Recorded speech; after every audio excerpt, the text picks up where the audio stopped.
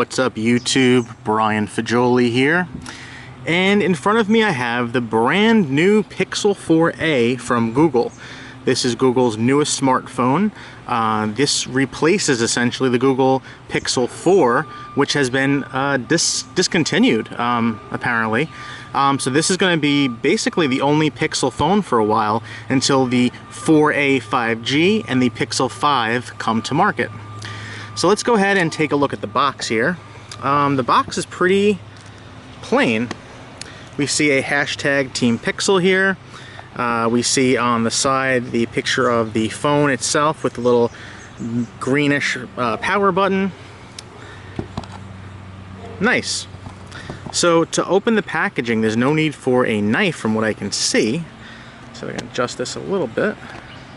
We just pull this tab, 1. And we pull the other tab, 2. And it should just open up. Whoa. So, let's see here. Put the phone to the side. Just gonna put the phone to the side for a moment while we look at the stuff that's in the box. So, we have, let's see, some goodies here. We have a little booklet. Let's see. This is, meet your new Pixel. Shows that on the top is a SIM card tray, a 3.5mm audio jack, power button, volume up and down, and a SIM card tray. There is a USB-C port on the bottom, and on the back there is a fingerprint reader.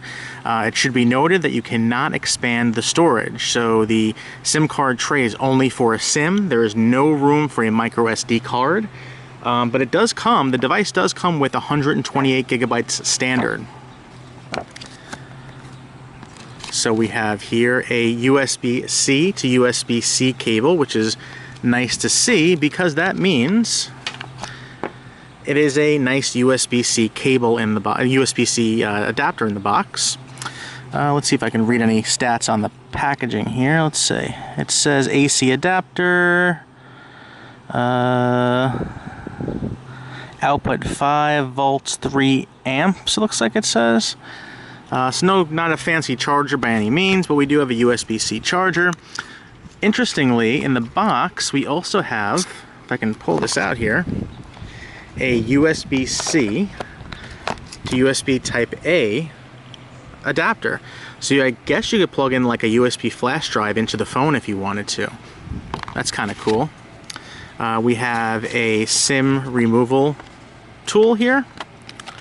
And it just shows step 1, put it in to the device, pops out the tray. Step 2, put in your SIM card. And then we have a safety, warranty, and regulation thing that nobody's gonna read. And we'll put everything over here. And I am outside of my table, so it's a little messy. So here is the device itself. So it is a beautiful matte black on the rear. We see the little Google G. We have a fingerprint reader here, so it's not an under-screen fingerprint reader, which is a little disappointing to me. I like having it on, underneath the screen.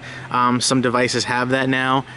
Even inexpensive devices like the TCL 10 Pro has an in-screen fingerprint reader. So Google probably could have done that and kept the price down, but it's fine to have it on the rear. What else can we look at? So the camera, there's this big camera square here, and you might think, oh, there's like a few cameras in there, and there's not. So there's literally just one camera and a flash. So I don't know how necessary this whole square was to just have a single camera in there, but it does look kind of cool, I suppose. On the side here, we have a volume rocker and a power button. I'm gonna peel off the plastic here. On this side of the device, there's no like Google Assistant button, but I think you can actually squeeze the phone to bring up the Assistant.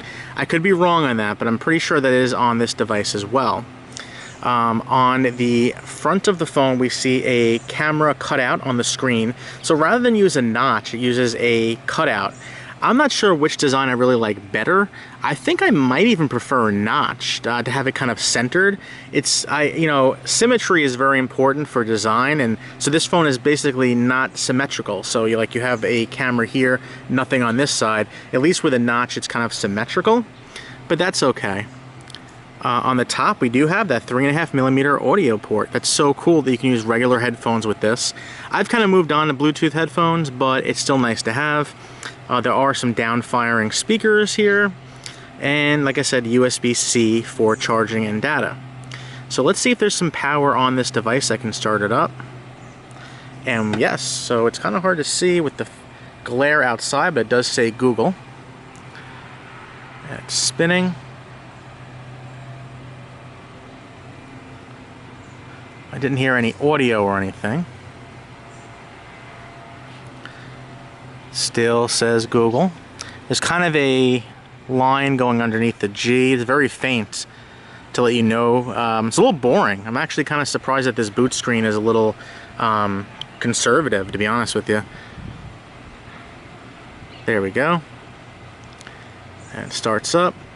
So this does not have like an AMOLED screen or anything. It's nothing fancy. It's an LCD screen, but it looks really nice. The colors look vibrant just from looking at it here. The phone is actually very small. I believe it has a 5.8-inch screen. Let's see if I could just bring up I have my iPhone over here too. Just clear everything from the thing.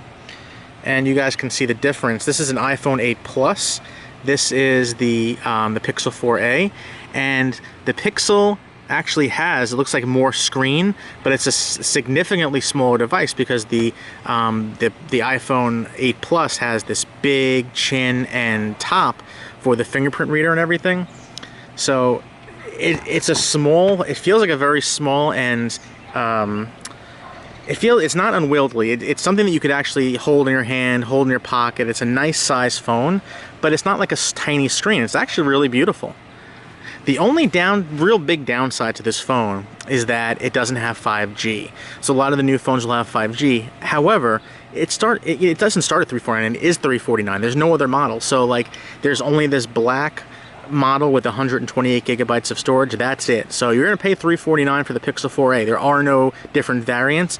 As of right now, there is just the 4a. It's $349. You don't get 5G, but you do get, you get 4G LTE. It's unlocked. It should work on like all carriers.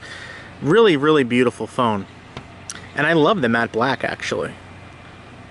And even though the phone costs $349, probably you would still want to put a case on the device just to keep it nice. But that's it, folks. Thank you so much for watching the unboxing video. If you have any questions, please leave them in the comments below. I'm going to be reviewing this phone for betanews.com, and I'm really excited to try it out. Pixel phones are like, the best of the best when it comes to Android because they get timely updates and have high-end cameras. And this is just a really beautiful phone. I'm looking forward to trying it. All right, folks. Thank you so much for watching, and have a great day.